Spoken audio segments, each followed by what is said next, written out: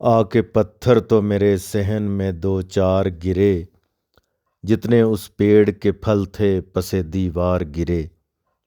शकीब जलाली की ये गज़ल federal board के 12वीं जमात के निसाब में शामिल है। सैयद हसन रिजवी शकीब जलाली कस्बा जलाली ज़िला अलीगढ़ में पैदा हुए। उन्होंने इब्तदाई तालीम बदायूं में हासिल की। शकीब जलाली की मुआशी हालत शुरू से ही ख़राब थी। वालिद की बीमारी के बायस सारे घर की जिम्मेदारी उन पर आन पड़ी। क़याम पाकिस्तान के बाद वो पाकिस्तान चले आए और लाहौर से बीए किया।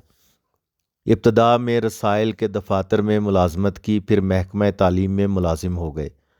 उनकी तमाम ज़िंदगी कर्ब व मलाल और तलखियों में गुजरी। वो अक्सर बीमार रहा करते थे और आखिर में कई जहनी और नफसियाती अमराज का शिकार हो गए थे।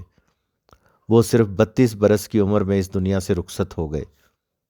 शकीब जलाली का मजमूआ कलाम रोशनी है रोशनी बहुत जल्द मकबूल हुआ और इसके अक्सर अशार ज़बान ज़दे आम हो गए।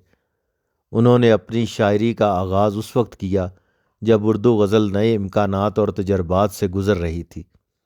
ज़हनी और फ़िक्री रवैयों में तब्दीली आ रही थी। उस दौर में ऐसे शौरा काबिल कदर जाने जाते थे जिनके यहाँ असरी शऊर के साथ साथ तजर्बात और मुशाहिदात में भी जिद्दत नज़र आए। जदीद रुझानात के बाइस शकीब जलाली बहुत जल्द मुमताज़ हो गए। वो आसान ज़ुबान के शायर समझे जाते हैं, लेकिन इन आसान अल्फाज में भी मानवी तहदारी मौजूद है। शकीब जलाली ने चंद एक नज़में भी कही हैं, लेकिन उनकी असल महारत गज़ल के मैदान में है। अब इस गज़ल के अशार की तशरीह की तरफ बढ़ते हैं। पहला शेर, आके पत्थर तो मेरे सहन में दो चार गिरे, जितने उस पेड़ के फल थे पसे दीवार गिरे। दो चार मुराद चंद एक, कुछ, पेड़ दरख्त और पसे दीवार दीवार के पीछे। इसका मफहूम ये बनता है कि मेरे घर के सेहन में पत्थर तो आकर गिरते हैं, लेकिन दरख्त के फल दीवार से बाहर गिरते हैं। शकीब जलाली का शुमार ऐसे जवां मर्ग शोरा में होता है जिन्होंने तबई उम्र तो बहुत कम पाई, लेकिन उनकी शेरी अज़मत का अलम बहुत बुलंद है। उनकी शायरी असरी हिस्सियत से भरपूर है। उन्होंने ज़ाती रंजो अलम और जदीद इंसान की मायूसियों और सोज़ो गुदास को बड़ी असर आफरीनी से शेरी पैकर में ढाला है। उनके लहजे में क्लासिकियत भी है और जदीदियत भी। नुदरत और मानवी तहदारी जैसे औसाफ उनकी शायरी को आफाकी बना देते हैं। इस शेर में शायर अपनी बदनसीबी और महरूमी पर शिकवा कुना है। फलदार दरख्त को लोग अमूमन पत्थर मारते हैं ताकि फल नीचे गिरें और वो उन्हें खा सके। शायर कहता है कि मेरी बदनसीबी देखिए कि घर के बाहर फलदार दरख्त तो मैंने लगाया और मैंने उसकी नशोनुमा की, लेकिन जब फल का मौसम आया तो मेरे हिस्से में पत्थर ही आए। लोग जब फल तोड़ने के लिए दरख्त पर पत्थर मारते हैं तो पत्थर तो मेरे सहन में आकर गिरते हैं, लेकिन फल कभी नहीं गिरे। फल हमेशा घर की दीवार के परे ही गिरते हैं। दरख्त के फलों से अगयार ही मुस्तफ़ीद होते हैं और मेरे हिस्से में सिर्फ पत्थर आते हैं। यानी मेरी महरूमी तो देखिए कि मेरी मेहनत का समर कोई और ले जाता है। फल तो अगयार खाते हैं और पत्थर मेरे सर पर लगते हैं। परवीन शाकिर बदनसीबी और महरूमी को यूं बयान करती हैं, वो फासला था दुआ और मुस्तजाबी में कि धूप मांगने जाते तो अब्र आ जाता। वो मुझको छोड़ के जिस आदमी के पास गया, बराबरी का भी होता तो सब्र आ जाता। शेर में फल से मुराद खुशियाँ और फ़ायदे हैं, जबकि पत्थर से मुराद गम, मसाइब और इल्ज़ामात हैं। शायर कहता है कि मैं हर वक्त मुश्किलात में घिरा रहता हूँ। मुझे खुशियाँ देखना नसीब नहीं होती।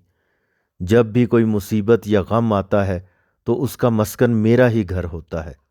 मेरी ज़िंदगी में खुशी के मौके आते ही नहीं हैं, सिर्फ गम और मुश्किलात ही आती हैं। मैं खुशियों को तरसता रहता हूँ, लेकिन खुशियाँ दूसरों की तरफ चली जाती हैं। इंसानी नफ्सियात ही ऐसी है कि इंसान को ऐसा लगता है کہ دوسروں کی زندگی مجھ سے بہتر اور خوشحال ہے۔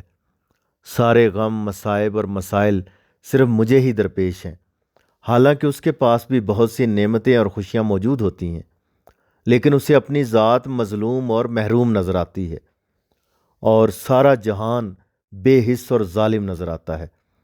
شاعر نے اس شعر میں اسی نفسیاتی پہلو کی عکاسی کی ہے۔ شعر کا دوسرا پہلو یہ ہے کہ شاعر نے خود کو ایک پھلدار درخت سے تشبیہ دی ہے۔ شاعر کہتا ہے کہ پھلدار درخت کو لوگ ہمیشہ ہی پتھر مارتے ہیں، لیکن درخت بدلے میں پھل دیتا ہے، یعنی لوگوں کی برائی کا بدلہ برائی کے بجائے اچھائی سے دیتا ہے۔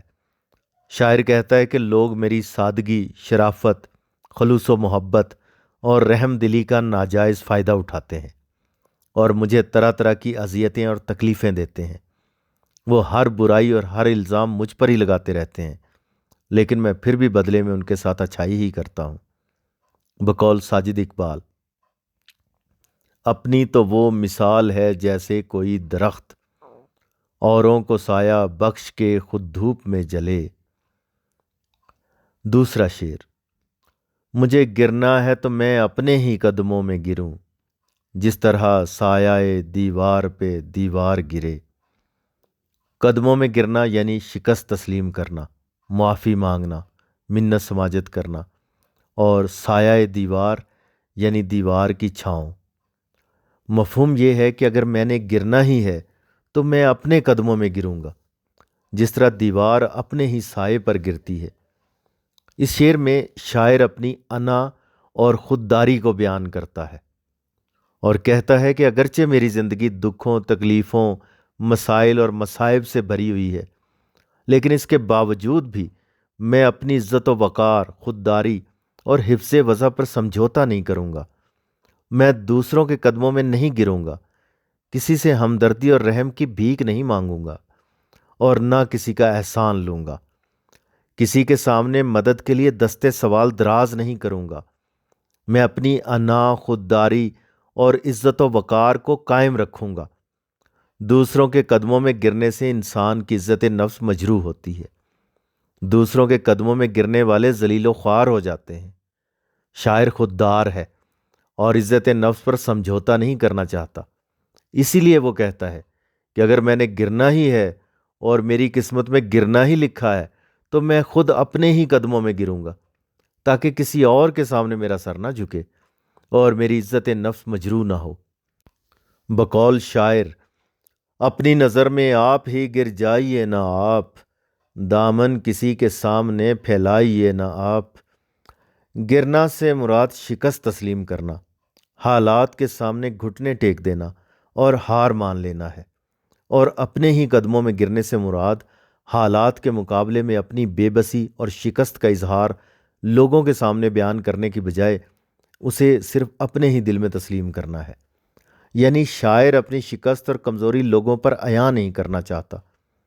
دیوار مضبوطی اور سہارے کی علامت ہوتی ہے، جو حالات کی سختی کو برداشت کرتی ہے، ہزاروں آندھیوں اور طوفانوں کا ڈٹ کر مقابلہ کرتی ہے اور انہیں روکے رکھتی ہے۔ لیکن جب دیوار شکستہ اور خستہ حال ہو جاتی ہے تو وہ اپنے ہی سائے کی حدود میں گرتی ہے۔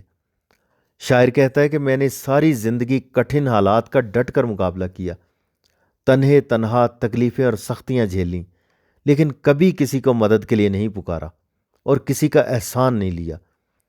شاعر نے یہاں وضاحت نہیں کی کہ اسے کون سا غم لاحق ہے جس کی وجہ سے وہ شکستہ حال ہو چکا ہے۔ یہ غم دوراں بھی ہو سکتا ہے اور غم جانا بھی۔ شاعر کا غم اگر محبوب کی بے رخی اور بے اعتنائی کی وجہ سے ہے تو بھی وہ نہیں چاہتا کہ وہ محبوب کے سامنے رحم کی اپیل کرے اور اس کی نظر التفات کے حصول کے لیے اس کی منت سماجت کرے۔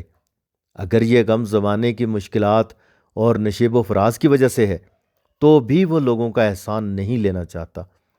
الغرض زمانے کا غم ہو یا محبوب کا غم، اس نے شاعر کو اندر سے کھوکھلا کر دیا ہے، اس دیوار کی مانند جس کی بنیادیں بوسیدہ اور خستہ حال ہو چکی ہوں اور وہ گرنے کے قریب ہو۔ ایسی دیوار اگر گرے گی تو وہ اپنے ہی سائے پر گرے گی، وہ کسی کا احسان نہیں لیتی۔ چنانچہ شاعر کہتا ہے کہ میں بھی دیوار کی مانند دوسروں کا احسان نہیں لوں گا۔ اپنی شکست کا اظہار لوگوں سے نہیں کروں گا، بلکہ اسے اپنے دل میں ہی رکھوں گا۔ دراصل انسان جب حالات سے دل برداشتہ ہو جائے، اس کے دل میں مایوسی چھائی ہو اور زندگی سے اکتا جائے، اسے بہتری کی کوئی امید نہ ہو، تو نہیں چاہتا کہ لوگ اس کے حال سے باخبر ہوں اور اس پر رحم کھائیں۔ وہ اپنی تنہائی میں خود ہی گھٹ گھٹ کر مر جانا چاہتا ہے۔ بقول جان ایلیا، اس بار وہ تلخی ہے کہ روٹھے بھی نہیں ہم، اب کہ وہ لڑائی ہے کہ جھگڑا نہ کریں گے۔ کل رات بہت غور کیا سو ہم نے اے جان، طے کر کے اٹھے ہیں کہ تمنا نہ کریں گے۔ کہا جاتا ہے کہ باپ کی ذہنی بیماری کی وجہ سے شکیب کی ماں نے ٹرین کے نیچے آ کر خودکشی کر لی تھی۔ 10 سالہ شکیب نے اپنے بہن بھائیوں کے ہمراہ یہ منظر دیکھا۔ اس منظر نے تمام زندگی ان کا پیچھا نہیں چھوڑا۔ بالآخر احساسات کی تپش کے سامنے انہوں نے بھی سپر ڈال دی اور صرف 32 سال کی عمر میں انہوں نے بھی سرگودا اسٹیشن کے پاس ایک تیز رفتار ٹرین کے سامنے کود کر خودکشی کر لی۔ مرنے کے بعد ان کی جیب سے یہ شعر ملا: تو نے کہا نہ تھا کہ میں کشتی پہ بوجھ ہوں، آنکھوں کو اب نہ ڈھانپ مجھے ڈوبتے بھی دیکھ۔ تیسرا شعر: تیرگی چھوڑ گئے دل میں اجالے کے خطوط، یہ ستارے میرے گھر ٹوٹ کے بیکار گرے۔ تیرگی مطلب اندھیرا، تاریکی، اجالے روشنی، خطوط خط کی جمع لکیر یا نشان، اور بیکار فضول۔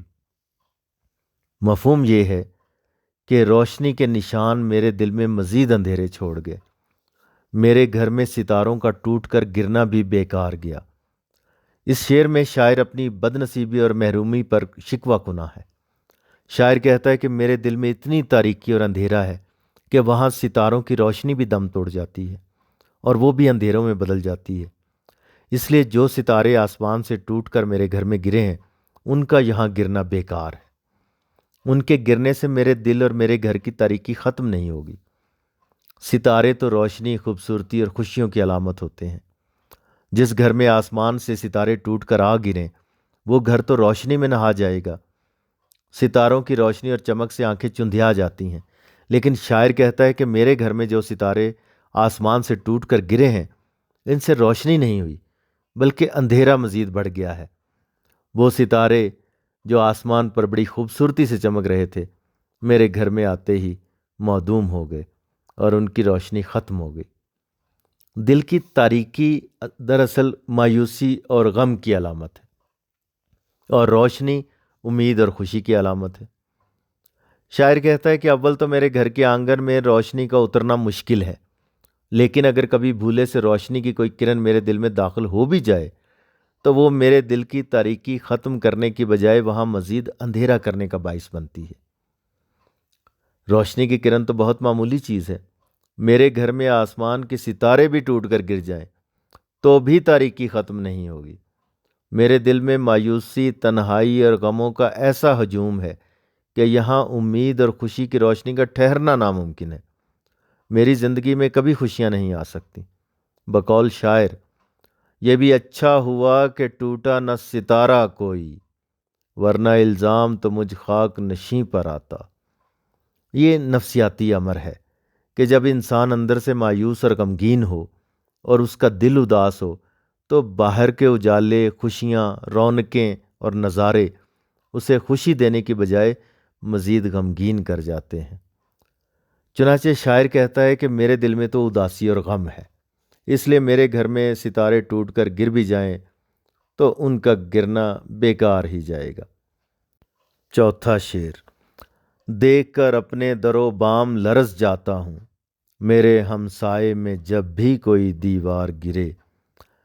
در و بام یعنی چوکھٹ، مراد گھر، ہمسائے پڑوسی، لرز جانا کانپ جانا۔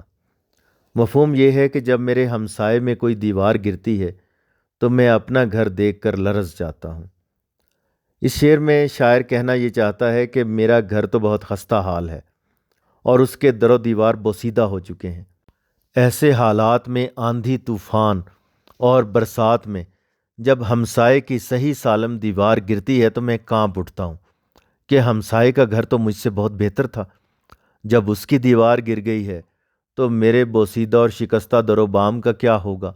میں خوف سے کانپ اٹھتا ہوں کہ کسی وقت یہ بھی گر پڑیں گی۔ بقول اقبال ساجد: جہاں بھونچال بنیادیں فصیل و در میں رہتے ہیں، ہمارا حوصلہ دیکھو ہم ایسے گھر میں رہتے ہیں۔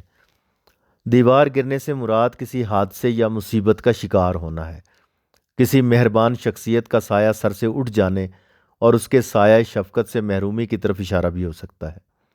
ناصر کاظمی کا ایک شعر جس میں دیوار گرنے کو کسی مہربان شخصیت کا سایہ اٹھنے سے تشبیہ دی گئی ہے: میٹھے تھے جن کے پھل وہ شجر کٹ کٹا گئے، ٹھنڈی تھی جس کی چھاؤں وہ دیوار گر گئی۔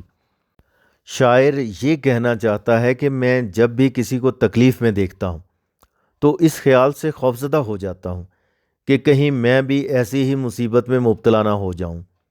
وہ کسی دکھ میں مبتلا ہوا ہے تو ایک نہ ایک دن میں بھی ایسے دکھ اور حالات سے دوچار ہو سکتا ہوں۔ پڑوس میں کوئی سانحہ یا حادثہ ہو جائے یا کوئی مصیبت میں مبتلا ہو جائے تو میں خوفزدہ ہو جاتا ہوں۔ مجھے خیال آتا ہے کہ اگر آج یہ مصیبت میں گرفتار ہے تو کل میں بھی ہو سکتا ہوں۔ شاعر نے انسانی نفسیاتی کیفیت کو بیان کیا ہے۔ جب انسان مسلسل غموں اور مایوسیوں میں ڈوبا رہے تو نفسیاتی طور پر ہر وقت انجانے خوف اور اندیشوں میں مبتلا رہتا ہے۔ کسی کو مصیبت یا غم میں مبتلا دیکھ کر اسے لگتا ہے کہ اب عنقریب باری میری ہے، یہ مصیبت اب مجھ پر بھی مسلط ہو جائے گی۔ بقول علامہ اقبال: حادثہ وہ جو ابھی پردہ افلاک میں ہے، عکس اس کا میرے آئینہ ادراک میں ہے۔ تو شاعر اس قدر غمزدہ اور پریشان ہے کہ ہمسائے میں بھی کوئی مصیبت آتی ہے تو اس کا دل اندیشوں سے لرزنے لگتا ہے۔ شکیب جلالی کے بارے میں کہا جاتا ہے کہ وہ اکثر بیمار رہا کرتے تھے، جس کی وجہ سے وہ بہت سے ذہنی اور نفسیاتی امراض کا شکار ہو گئے تھے۔ ہمسائے میں جب وہ کسی کی موت کی خبر سنتے تھے تو کانپ اٹھتے تھے اور انہیں اپنی موت یاد آنے لگتی تھی۔ بقول شوق لکھنوی: موت سے کس کو رستگاری ہے، آج وہ کل ہماری باری ہے۔ پانچواں شعر: وقت کی ڈور خدا جانے کہاں سے ٹوٹے، کس گھڑی سر پہ یہ لٹکی ہوئی تلوار گرے۔ وقت کی ڈور کا ٹوٹنا مراد زندگی کا ختم ہو جانا، زندگی کی مہلت ختم ہو جانا، گھڑی وقت۔ سر پر تلوار لٹکنا مراد یہ ہے کہ ہر وقت خطرہ لاحق رہنا۔ اس کا مفہوم یہ ہے کہ خدا جانے زندگی کی ڈور کب ٹوٹ جائے۔ موت کی تلوار جو سروں پہ لٹک رہی ہے کسی بھی وقت سر پر گر سکتی ہے۔ دراصل اس شعر میں شاعر نے زندگی کی بے ثباتی اور ناپائیداری کو بیان کیا ہے۔ انسان کی زندگی عارضی، فانی اور ناپائیدار ہے، کسی بھی وقت اس کا خاتمہ ہو سکتا ہے۔ پانی کے بلبلے کی مانند کسی بھی وقت انسان کی ہستی معدوم ہو سکتی ہے۔ بقول شاعر: کیا بھروسہ ہے زندگانی کا، آدمی بلبلا ہے پانی کا۔ دنیا کی کوئی بھی چیز پائیدار نہیں ہے اور کسی بھی چیز کو ثبات نہیں ہے۔ دن رات میں، رات دن میں، بہاریں خزاؤں میں اور خزائیں بہاروں میں بدلتی رہتی ہیں۔ وقت بھی ایک سا نہیں رہتا، موسم بھی تبدیل ہوتے رہتے ہیں۔ روزانہ صبح کے وقت جو سورج بڑی آب و تاب سے چمک رہا ہوتا ہے، شام کے وقت وہی سورج غروب ہوتے ہوئے اپنی ناپائیداری اور بے ثباتی کا اقرار کر رہا ہوتا ہے۔ اسی طرح جب انسان دنیا میں آتا ہے تو بظاہر وہ عمر کی سیڑھیاں چڑھ رہا ہوتا ہے، لیکن در حقیقت وہ لمحہ بہ لمحہ موت کی جانب بڑھ رہا ہوتا ہے۔ زندگی موت کے سائے میں ہی پروان چڑھتی ہے۔ موت ایک اٹل حقیقت ہے اور اس سے انکار بھی نہیں کیا جا سکتا۔ دنیا میں ایسے بہت سے لوگ ہیں جو خدا اور رسول کا انکار کرتے ہیں، لیکن دنیا میں کوئی ایک شخص بھی ایسا نہیں جو موت کا منکر ہو۔